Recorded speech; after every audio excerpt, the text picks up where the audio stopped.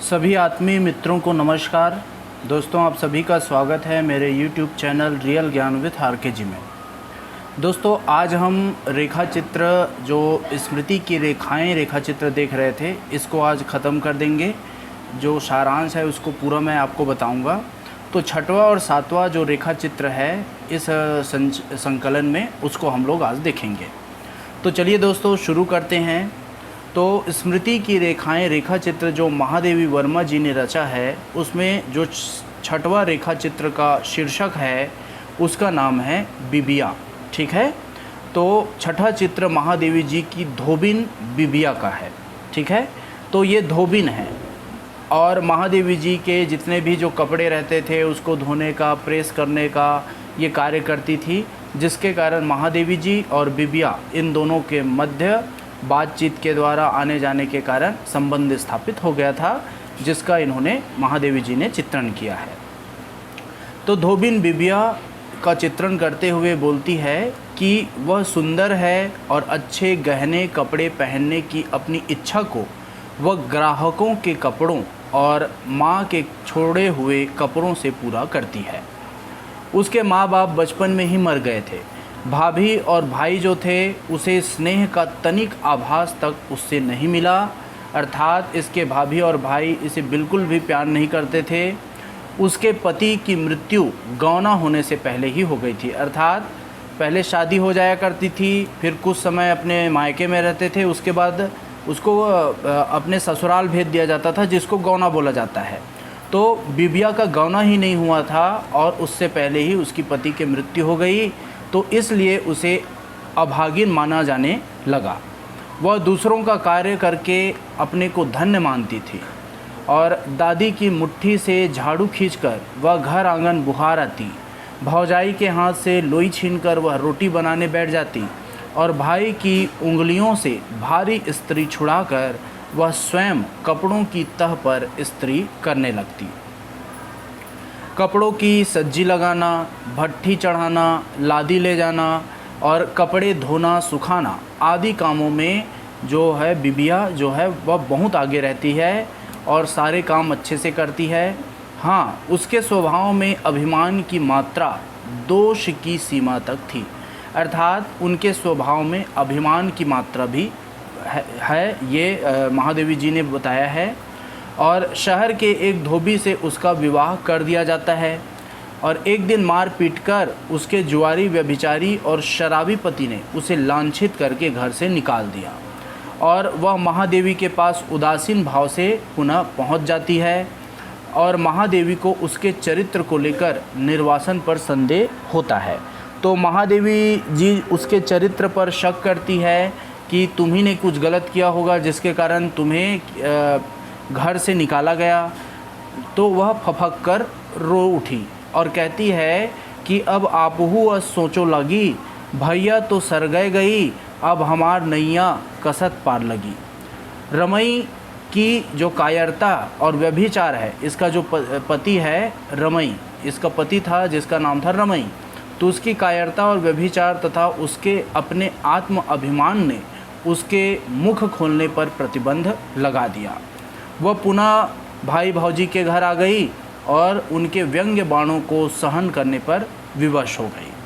अब की बार उसके भाई ने 5 बच्चों के विधुर बाप से तीसरी पत्नी के रूप में बिबिया का विवाह कर दिया और उसे पुनः गृहस्थ बना दिया। नए जीवन को बिबिया ने प्रेम से स्वीकार करते हुए वृद्ध पति से प्रेम तो न पा सकी, किंतु संरक्षण अवश्य मिल गया। वह अब अपने पति की पूर्व पत्नियों की छोटी बेटियों की देखभाल कर मातृ स्नेह प्रदान करते हुए स्वयं भी मातृत्व का सुख महसूस करने लगी। किंतु एक दिन देखते हैं कि उसके सुखी जीवन, यदि इसे सुखी ही जीवन ही मान लिया जाए, वास्तव में वह सुखी जीवन नहीं था लेकिन सुखी जीवन मान लेते हैं, तो एक दिन अचानक जो वृद्ध था उसका पति, उसका जो बड़ा बेटा जो कि बिबिया से भी उम्र में बड़ा था, अपने ननिहाल से आकर उसके भाग्य का धूमकेतु बन जाता है और आ धमकता है और वह घर में आ जाता है और वह बिबिया के रूप सौंदर्य पर मुग्ध भाव से कीट की तरह अभिभूत हो गया। बिबिया ने उसे फटकार लगाई।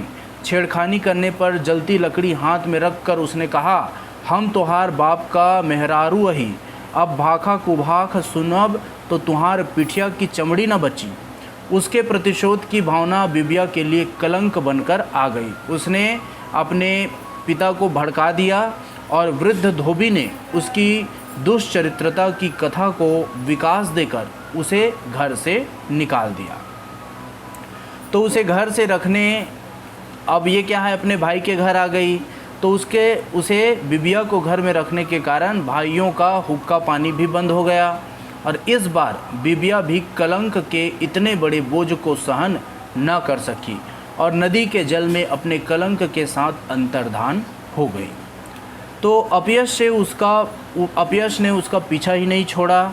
रज्जक समाज ने अर्थात नाई धोबी समाज ने उसके अचानक अंतर्धान होने, अचानक चले जाने को उसके किसी के साथ भाग जाने से जोड़ दिया, जबकि वह मर चुकी थी।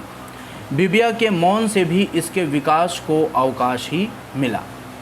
तो इस चित्र में महादेवी वर्मा ने समाज की कुरीतियों, परिवार में किसी कर्मठ एवं स्नेहशील, सब कुछ सह कर भी मुंह न खोलने वाले प्राणी के प्रति किस प्रकार का व्यवहार हो जाता है, कन्या के लिए उसका घर माँ बाप के बाद कैसा व्यवहार देता है और पुरुष प्रधान समाज में सती नारी की भी क्या स्थिति होती है, इन सब का बिबिया के माध्यम से सुंदर वर्णन किया गया है।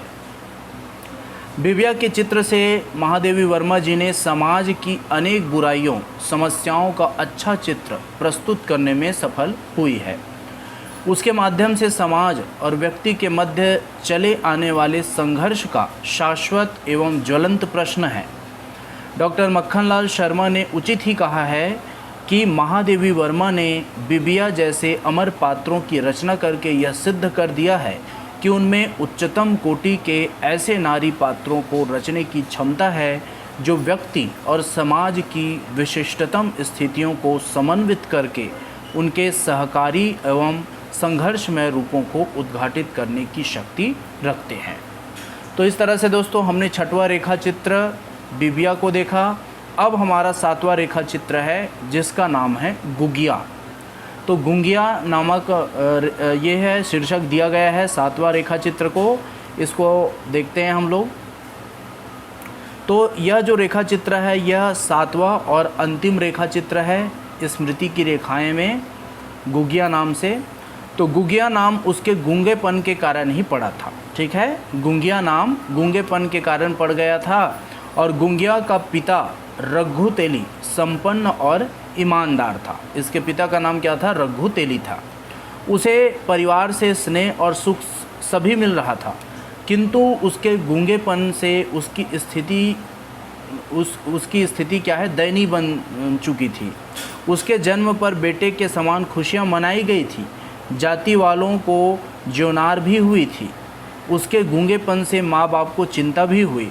वह कुशाग्र बुद्धि और समझदार थी और उसका विवाह भी करा दिया गया, किंतु ससुराल वालों को जब उसके गूंगे होने का राज ज्ञात हुआ, अब उसकी शादी करा गई तो उसके गूंगेपन को बताया नहीं था। तो जब ससुराल वाले को पता चला कि वह गूंगी है, यह राज ज्ञात हुआ, तो उसे उसके पिता के घर वापस भेज दिया गया। सामने उसके पति से उसकी छोटी बहन का विवाह कर दिया गया और उसके माँ बाप सास ससुर की मृत्यु के बाद तीसरे बच्चे को जन्म देकर 2 की मृत्यु हो चुकी थी। उसकी बहन भी चल बसी। तो 3 बच्चों को उसकी बहन ने जन्म दिया, जिसमें से 2 बच्चे चले गए और तीसरे बच्चे को जन्म देकर उसकी बहन भी, गुंगिया की बहन भी चली गई। अब उसका जो बहनोई है उसे अपने साथ ले जाना चाहता है, किंतु उसे अपने बेटे को गुंगिया के पास छोड़कर ही वापस जाना पड़ा। तो वह उसका जो बहनोई था वह गुंगिया को नहीं ले जा पाता और अब अपने बेटे को गुंगिया के पास छोड़ देता है। गुंगिया ने अपने भांजे हलासी का पालन पोषण बड़े लाड़ और प्यार से किया और गांव के बच्चे उसे उसकी माँ के गूंगे होने के कारण तरह तरह से चिढ़ाते थे।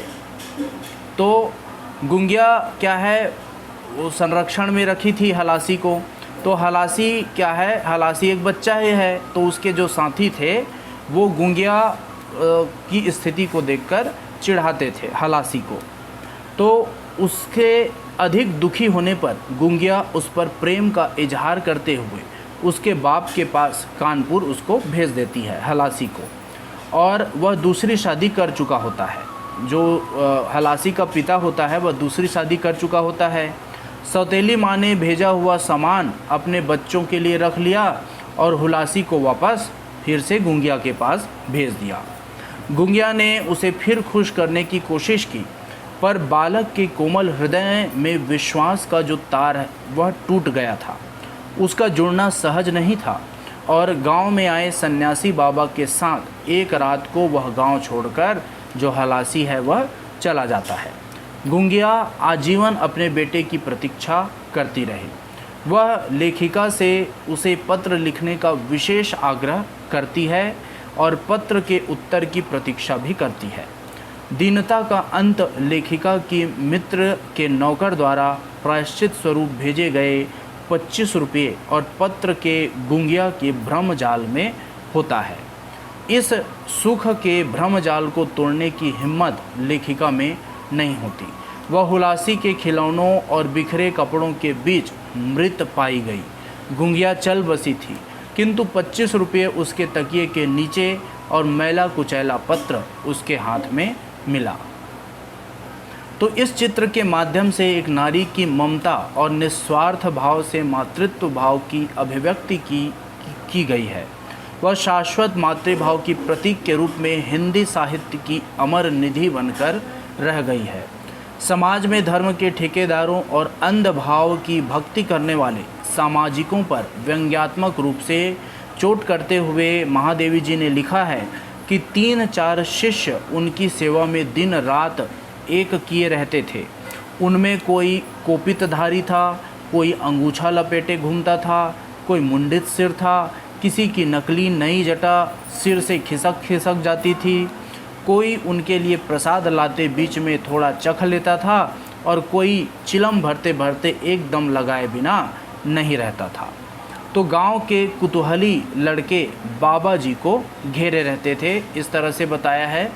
तो महादेवी जी ने संस्मरण समन्वित इस रेखा चित्रों में किसी नेता को, ऐतिहासिक व्यक्ति या किसी महान पुरुष स्त्री को न लेकर समाज के जो विपन्न, अनाथ, अछूते, अशिक्षित तथा निम्न वर्ग के जो व्यक्ति हैं उन्हीं को इन्होंने चित्रित किया है। तो इस रेखा चित्र में महादेवी जी ने इन पात्रों को बाह्य कुरूपता और विपन्नता के आवरण को अपनी सहानुभूति की तीव्रता से भेद कर उनके आंतरिक सौंदर्य और उनकी मनुष्यता को स्पष्ट करने में उन्हें सर्वाधिक सफलता मिली है, जो इनके प्रति उनकी सहृदयता और निकटता की साक्षी है। सबसे बड़ी बात इस रेखा चित्र की यह है कि इन रेखा चित्रों में निबंध, कहानी और संस्मरण तीनों की विशेषताओं का आनंद एक साथ हमें मिलता है। अपनी सहज सहानुभूति के कारण ही वे गुंगिया जैसे निर्वाक प्राणी का जीवन वृत्त पुस्तक में लिखी कहानी की भांति पढ़ और समझ लेती है। चीनी वस्त्रधारी व्यापारी भी अपने कपड़ों के गट्ठर के साथ उनके सामने अपना हृदय खोल देता है। पहाड़ी अनपढ़ कुली भी उन्हें अपने जीवन के मर्म से अवगत करा देता है।